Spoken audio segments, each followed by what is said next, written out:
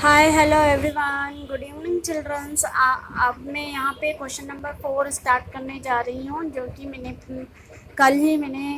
Class 10th MP board का हिंदी का lesson 2 संस्कृति का स्वरूप के गद्यांश और उससे रिलेटेड जो क्वेश्चंस बन सकते हैं वो मैंने अपलोड किए थे। तो आज मैं यहाँ पर आपको क्वेश्चन नंबर 4, जो कि बुक की ही एक्सरसाइज से लिए हुए क्वेश्चंस हैं, तो उनको मैं यहाँ पे एक्सप्लेन करने जा रही हूँ। तो अब क्वेश्चन नंबर 4 हम यहाँ पे देखेंगे कि क्वेश्चन नंबर 4 में पूछा गया है, भूतकालीन साहित्य से हमें क्या ग्रहण करना चाहिए। भूतकालीन साहित्य मतलब, भूतकाल मतलब क्या होता है, जो पिछले समय में बीत चुका है, उस साहित्य से हमें क्या ग्रहण करना चाहिए। तो भूतकालीन साहित्य से हमें रूढ़ियों से ऊपर उठकर उसके नित्य अर्थ को ग्रहण करना चाहिए। रूढ़ियों मतलब परंपरा, हमारी जो पुरानी परंपराएं हैं, तो उनसे उठकर नए नित्य धर्मों को ग्रहण करना चाहिए। धर्म का मथा हुआ सार क्या है। तो अब इसका आंसर जो है वो देखेंगे यहाँ पे कि धर्म का मथा हुआ सार यह है कि प्रयत्नपूर्वक अपने आप को ऊंचा बनाना, मतलब प्रयत्न करने से ही हम अपने आप को ऊंचा उठा सकते हैं। ये धर्म का मथा हुआ सार कहलाता है। अब क्वेश्चन नंबर हम यहाँ पे लॉन्ग आंसर हैं, जो कि क्वेश्चन देखेंगे। तो क्वेश्चन नंबर 5 के बाद मैं क्वेश्चन नंबर 6 स्टार्ट कर रही हूँ। दीर्घ बोलिए या फिर क्वेश्चन नंबर 6 बोलिए। तो क्वेश्चन नंबर 6 में यहाँ पे पूछा गया है, उन्नत देश कौन से 2 कार्य एक साथ संभालते हैं। तो आपको इसका आंसर लिखना है कि उन्नत देश आर्थिक और संस्कृति से संबंधी कार्य दोनों ही एक साथ संभालते हैं। आर्थिक मतलब इकोनॉमिक वर्क, और संस्कृति मतलब जो हमारे जीवन का ढंग है, ये दोनों ही कार्य एक साथ संभालते हैं। क्वेश्चन नंबर 7 यहाँ पे दिया हुआ है कि संस्कृति जीवन के लिए क्यों आवश्यक है। तो संस्कृति, कल ही मैंने आपको बताया था कि संस्कृति के बिना हमारा जीवन जो है वो उन्नत जीवन नहीं होगा। हमारे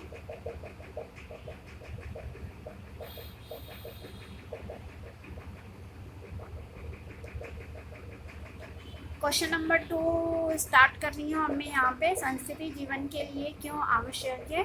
संस्कृति जीवन के लिए इसीलिए आवश्यक है कि इससे हमारी निष्ठा पक्की होती है और हमारे मन की परिधि विस्तृत हो जाती है और उदारता का भंडार भी भर जाता है। तो इसलिए संस्कृति जो है वो हमारे जीवन के लिए बहुत ही आवश्यक होती है। क्वेश्चन नंबर 3 यहाँ पे है कि कौन से मनुष्य आत्महनन का मार्ग अपनाते हैं। तो आपको यहाँ पे इसका आंसर लिखना है कि जो यह सोचता है कि पहले आचार्य और धर्म गुरु जो कह गए वह सब सच्चा है, उनकी सब बात सफल है और मेरी बुद्धि या विचार शक्ति टटपुंज या ऐसा बाबा वाक्य प्रमाण के ढंग पर सोचने वाला मनुष्य केवल आत्महनन का मार्ग अपनाता है। आत्महनन से मतलब ये हुआ कि जो मनुष्य सिर्फ कहता ही रहता है, वो अपना धर्म और अपने धर्म का पालन नहीं करता और कर्म नहीं करता है, सिर्फ विचार ही करता रह जाता है। उसकी विचार शक्ति जो है वो इसलिए यहाँ पे टटपुंजिया कहा गया है। तो ऐसा व्यक्ति जो होता है, सिर्फ सोचने वाला जो मनुष्य होता है, वो ही हमारी मनुष्य आत्महनन का मार्ग अपनाते हैं, मतलब उनका जीवन जो है वो असफल हो जाता है।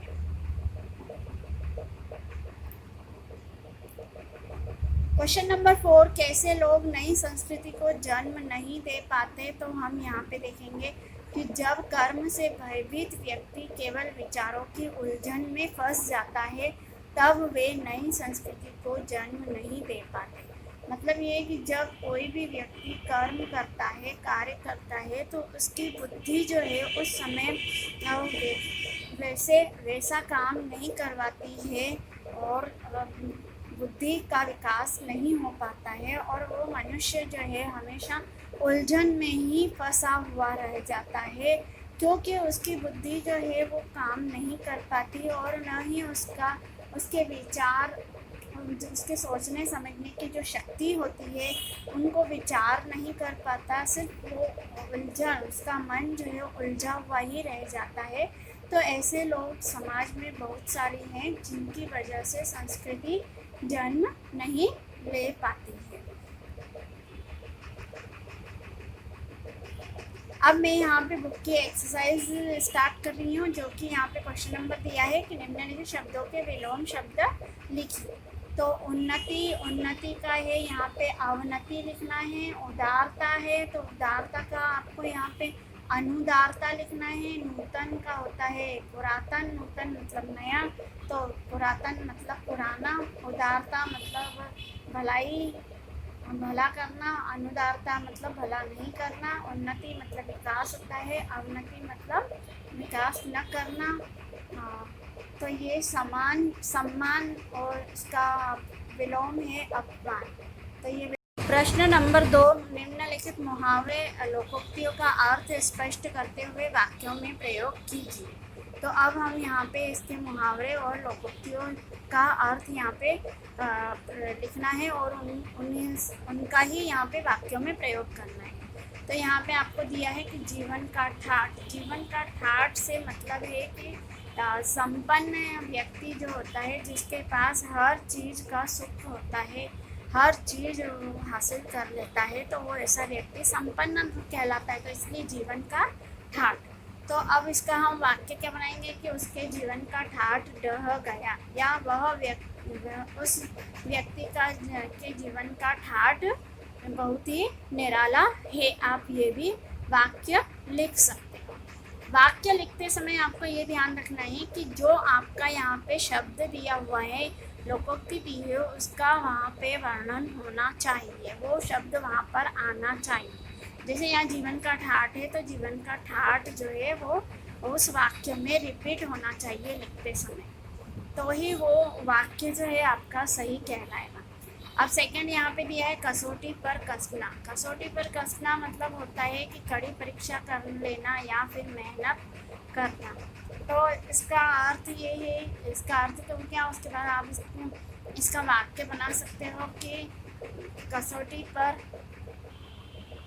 कि सोने को कसौटी पर ही कसा जाता है। सोना जो है आभूषण बनाते समय उसको कसौटी पर उतारा जाता है, मतलब कि उसको गर्म करके तपाया जाता है, तो ही वो उसकी सुंदरता निखरती जाती है। घर खीर तो बाहर खीर। घर खीर और बाहर खीर का अर्थ है सुख, चारों तरफ सुख ही सुख का मिलना। तो भाग्यवान का क्या कहना, उनके लिए तो घर खीर है और बाहर भी खीर है। ये आप वाक्य बना सकते हैं। अब इसके बाद जो है यहाँ पे आपको मैं क्वेश्चन नंबर 3 स्टार्ट कर रही हूँ। तत्सम और तद्भव शब्दों को छाट कर पृथक पृथक कर लिखिए। अब यहाँ जैसे दिया है कि ठाठ, चंद्र, संध्या, सहस्त्रों, पुराना, रास्ता। तो सबसे पहले तो मैं आपको ये बता दूँ कि तत्सम शब्द क्या होते हैं और तद्भव क्या होते हैं। तत्सम शब्द का अर्थ ये होता है, इसकी परिभाषा है यहाँ पे कि जो संस्कृत से के समान आए हुए शब्द होते हैं, संस्कृत से मिलते जुलते शब्द होते हैं, उनको हम तत्सम कहते हैं। और तद्भव मतलब जो जिनका अर्थ हिंदी में ही लिखा हुआ होता है, जो शब्द हिंदी के ही होते हैं, उनको हम, हिंदी शब्दों को हम तद्भव कहते हैं। तो अब यहाँ पे तत्सम शब्द अब आपको समझ में आ ही गया होगा कि यहाँ पे चंद्र, संध्या और सहस्त्रों जो है ये यहाँ पे तीनों ही तत्सम शब्द है, क्योंकि ये तीनों संस्कृत शब्द से ही आए हैं। उसके बाद पुराना, रास्ता। पुराना और रास्ता जो है और ठाठ जो है वो तीनों ही हिंदी के शब्द हैं, इसलिए ये तद्भव कहलाते हैं। क्वेश्चन नंबर 4 में यहाँ पे आपको शुद्ध वर्तनी शब्दों अशुद्ध रूप दिए हुए हैं जिनको आपको शुद्ध वर्तनी लगाकर पूर्ण करना है। तो अशुद्ध रूप का मतलब ये हुआ यहाँ पे कि इन शब्दों में मतलब आपको ऐसी कोई मात्रा की त्रुटि देखने को मिलेगी या शब्द गलत तरीके से लिखा हुआ होगा, तो उसमें आपको मात्रा को सही करके लगाकर आपको सही तरीके से उसको लिखना है, तो उसको हम शुद्ध रूप कहते हैं। अब जैसे यहाँ ऐच्छिक दिया है तो ऐच्छिक नहीं होता है, ऐच्छिक होता है, एक ही मात्रा लगेगी। तो ये इस तरीके से आपको यहाँ पे शुद्ध रूप करना है। तो अब यहाँ पे ये किरण दिया है तो किरण न नहीं होता है, ण लगता है। उसके बाद ज्योत्सना नहीं होता है, ज्योत्सना होता है। तो आपको इसमें आधा करना है। और ध्वनि नी में छोटी ई की मात्रा लगती है, न की बड़ी ई की मात्रा लगती है।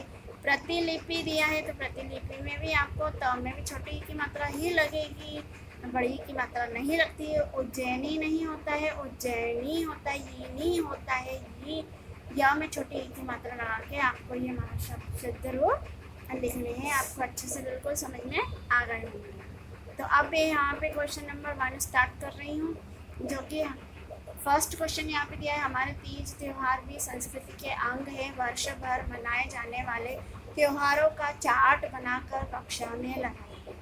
तो ये एक पैराग्राफ दिया हुआ है, इससे रिलेटेड आपको यहाँ पे जो है वो आपको खुद को यहाँ पे प्रश्नों के उत्तर जो हैं सॉल्व करने हैं, जो कि एक्स्ट्रा शॉर्ट आंसर्स जो हैं यहाँ पे आपको लिखने हैं, एक्स्ट्रा शॉर्ट आंसर्स में तैयार करने हैं। तो शॉर्ट आंसर आप खुद ही तैयार कर सकते हैं। अब क्वेश्चन नंबर 1 यहाँ पे दिया, सांस्कृतिक कार्य किस प्रकार फलदायी होते हैं। अगर स्कूल में कोई सांस्कृतिक कार्य होता है तो वो किस प्रकार से मतलब फलदायी होता है, वो क्यों किया जाता है। सांस्कृतिक कार्यों को एक कल्प वृक्ष कहा गया है, इसलिए यह कल्प वृक्ष की तरह फलदायी होता है। संस्कृति क्या होती है, तो मैंने आपको बताया कि संस्कृति हमारे जीवन के जीने के ढंग को हम संस्कृति कहते हैं, जो कि प्राणों का प्राण से होता है, मन का मन से मिलान होता है, विचारों का विचारों से होता है, शरीर का शरीर से होता है। तो ये संस्कृति कहलाती है। क्वेश्चन नंबर 3, संस्कृति कब विस्तृत मानव मन को जन्म देती है। तो आपको यहाँ पे इसका आंसर लिखना है कि संस्कृति राजनीति और अर्थशास्त्र दोनों को अपने में पचाकर इन दोनों से विस्तृत मानव मन को जन्म देती है। राजनीति और अर्थशास्त्र, राजनीति सोशल और अर्थशास्त्र मतलब इकोनॉमिक आर्थिक और सामाजिक दोनों ही अगर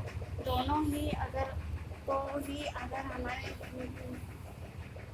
दोनों को कार्यों को ही अगर मानव अगर कर लेने में सक्षम हो जाता है तो वो संस्कृति का रूप धारण कर लेती है। अब यहाँ पे क्वेश्चन नंबर 4, हमारी गति में बाधा कब उत्पन्न होती है।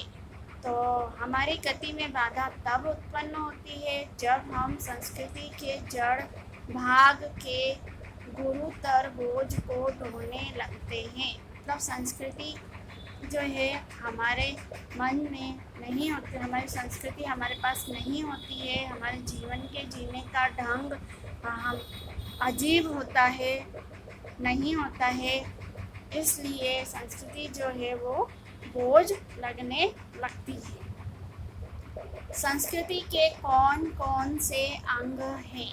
तो आपको यहाँ पे उत्तर में लिखना है कि संस्कृति के अंग धर्म, दर्शन, साहित्य, कला आदि हैं।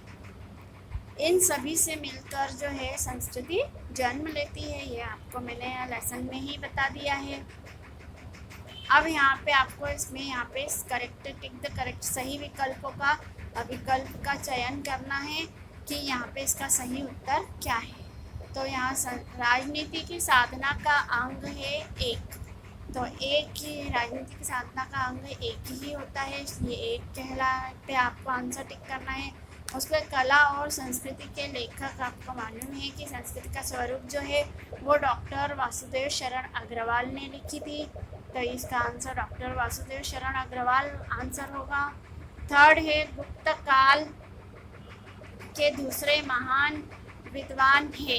तो यहाँ पे आपको इसका आंसर लिखना है कि श्री सिद्धि सेन, यहाँ पे 2 दिए हुए हैं, तो श्री सिद्धि सेन नहीं लिखना है आपको, श्री सिद्ध सेन दिवाकर जिसका करेक्ट आंसर होगा।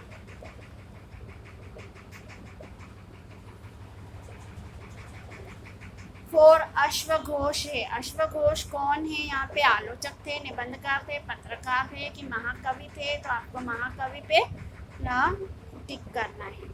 एक दूसरे के पूरक हैं। एक दूसरे के पूरक कौन होते हैं? आर्थिक और सांस्कृतिक कार्यक्रम होते हैं। आर्थिक कार्यक्रम होते हैं, सांस्कृतिक कार्यक्रम होते हैं कि उपयुक्त में से कोई नहीं। तो आपको इसका फर्स्ट वाला आंसर जो है वो टिक करना है। आर्थिक और सांस्कृतिक कार्यक्रम ही एक दूसरे के पूरक होते हैं। एक ही रथ के 2 पहिए इस पाठ में बात कही गई है।